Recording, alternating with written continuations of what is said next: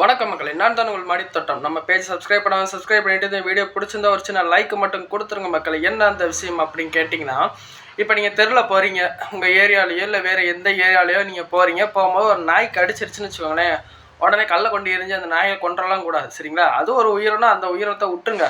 அது எந்த நினப்பில் கடிச்சிச்சு அது என்ன எது நமக்கு தெரியாது. ஆனால் கடிச்ச உடனே ஒரு 3 அறிகுறி மட்டும் நம்ம அறிகுறி கிடையாது, ஒரு 3 விஷயம் மட்டும் நம்ம வேகமாக செய்யணும். அப்படி செஞ்சோம்னா நம்மளுக்கு கொஞ்சம் பாதிப்புலேருந்து கொஞ்சம் குறையும். என்ன அந்த விஷயம் அப்படின்னு கேட்டிங்கன்னா, டக்குன்னு என்ன செய்கிறீங்கன்னா, ஒரு 1 லிட்டர் கேன் தண்ணி வாங்கியோ இல்லை 5 லிட்டர் கேன் தண்ணி வாங்கியோ டக்குன்னு என்ன பண்ணுறீங்க, காலை ஒரு 3 தடவை நீங்கள் கழுவணும்.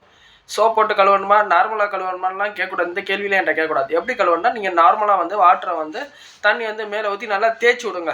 சோப்பு போட்டிங்கன்னா கூட ஆன்டிபயோட்டிக்காக செப்டிக்காகவும் ஏதாவது வாய்ப்பு இருக்குது. நீங்கள் நார்மல் கையாலேயே வச்சு தேய்ச்சி விடுங்க, சரிங்களா? ஒரு 3 தடவை தண்ணி நல்லா கழுவுங்க. கழுவிட்டு ஒரு நல்லெண்ணெய் பாக்கெட்டுன்னு உடனே எந்த நல்லெண்ணெய் வாங்கலாம்லாம் கேட்கக்கூடாது. ஏதோ ஒரு நல்லெண்ணெய் வாங்குறீங்க, நல்லெண்ணெய் அதாவது செக்கு நல்லெண்ணெய்ங்க மெயினாக வாங்குறது. நல்லெண்ணெய்ன்னு சொல்லி டுபாக்கூர் எண்ணெயை வாங்கி ஊற்றக்கூடாது. எனக்கு சரியாகலாம் என்கிட்ட கேட்கக்கூடாது. நல்லெண்ணெய்னா செக்கு நல்லெண்ணெயை வாங்கி நல்லா நீங்கள் ஊற்றுறீங்க. ஊற்றி அதை வந்து நீங்கள் மேலாட்டமாக லைட்டாக தொடச்சி விடுங்க, சரிங்களா? மேலாட்டமாக ஊற்றலை. இன்னொரு பக்கம் என்ன சொன்னால், நல்லெண்ணெய் குடிச்சிடணும்.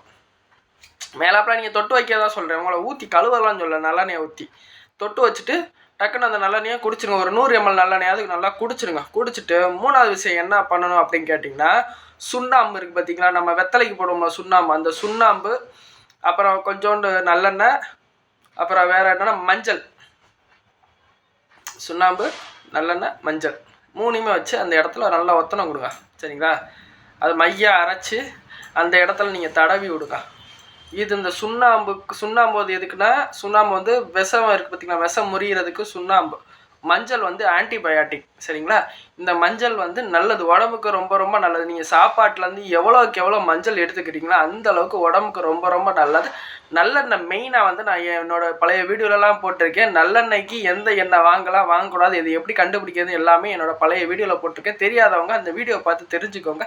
இந்த 3 விஷயத்தை நீங்கள் வேகமாக செய்கிறதன் மூலம் உங்களுக்கு வந்து அந்த கடிபட்டது விஷத்தன்மை வந்து ஒரு 50லேருந்து 75% குறைஞ்சிரும். குறைஞ்சக்கப்புறம் பக்கத்தில் இருக்க ஹாஸ்பிட்டல் நீங்கள் போயிடலாம். ஏன்னா இது கடித்த உடனே செய்கிறதுக்கான வழிமுறைகள் தான் நான் சொல்லித்தரேன்.